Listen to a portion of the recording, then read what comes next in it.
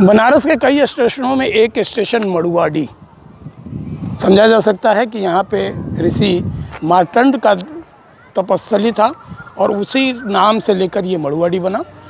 ये स्टेशन का दृश्य है, या ये कहा जाए कि एकदम सन्नाटे का दृश्य है।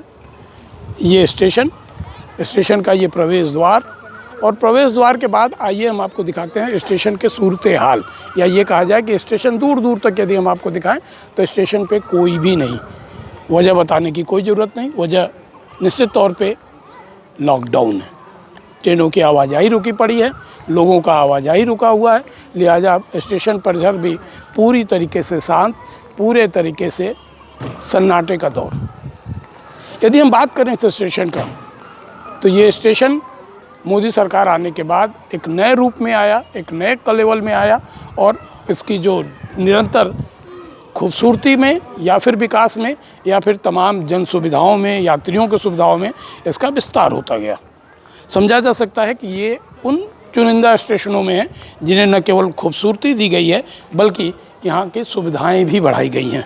लेकिन फिलहाल की बात करें तो आप देख सकते हैं कि स्टेशन परिसर पूरी तरीके से खाली है।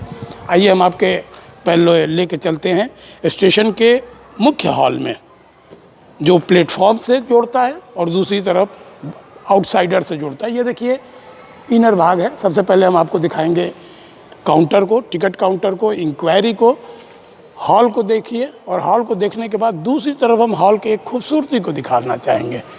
काशी की घाट, सारनाथ, अशोक स्तंभ और भगवान शिव के बहती हुई जटाएँ।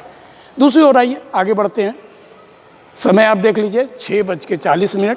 ये वो समय होता है जब यहाँ से दिल्ली जाने के लिए शिवगंगा एक्सप्रेस निकलती है।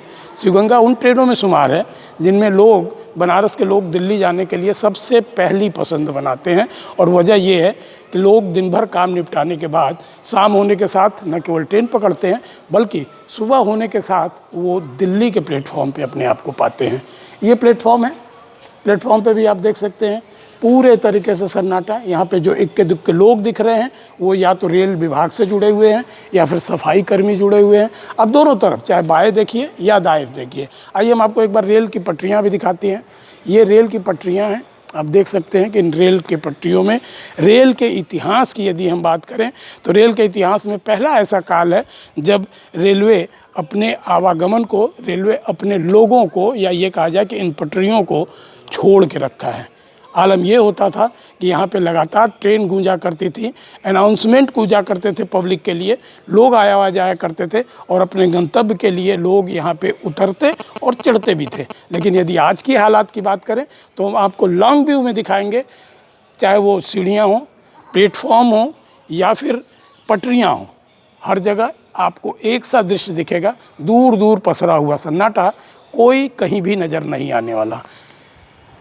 समझ सकते हैं आप कि जैसा कि हमने पहले बताया आपको कि रेल के इतिहास में ये पहली बार है। ये खड़ी हुई रेल शायद ये कभी इतने दिनों तक खड़ी नहीं रही होगी, लेकिन लॉकडाउन के कारण लोगों के जीवन को सुरक्षित करने के लिए ऐसा करना सबके लिए ज़रूरी था और रेल प्रशासन ने भी ऐसा ही कुछ निर्णय निकाला। समझा जा सकता है कि निश्चित तौर पे ये जो दृश्य है ये एक ऐतिहासिक क्षण हो सकता है, वो क्षण जब लोग बरसों बरस बाद भी इसकी चर्चा करेंगे और इस ढंग की सन्नाटा और इस ढंग के खास करके सूनी पटरियां और सूने प्लेटफॉर्म की जिक्र करेंगे। समझा जा सकता है कि ये सारी कवायद और सारे प्रयास सिर्फ़ और सिर्फ लोगों को सुरक्षित करने के लिए है। लोग और सरकार, या ये कहा जाए कि तमाम लोग ये लगातार प्रयास कर रहे हैं कि अपने लोग घरों में रहें, सुरक्षित रहें और लोगों के भी जीवन को सुरक्षित बनाए रखें। कैमरा पर्सन अभिषेक के साथ संतोष ओझा, इंडिया न्यूज़, वाराणसी।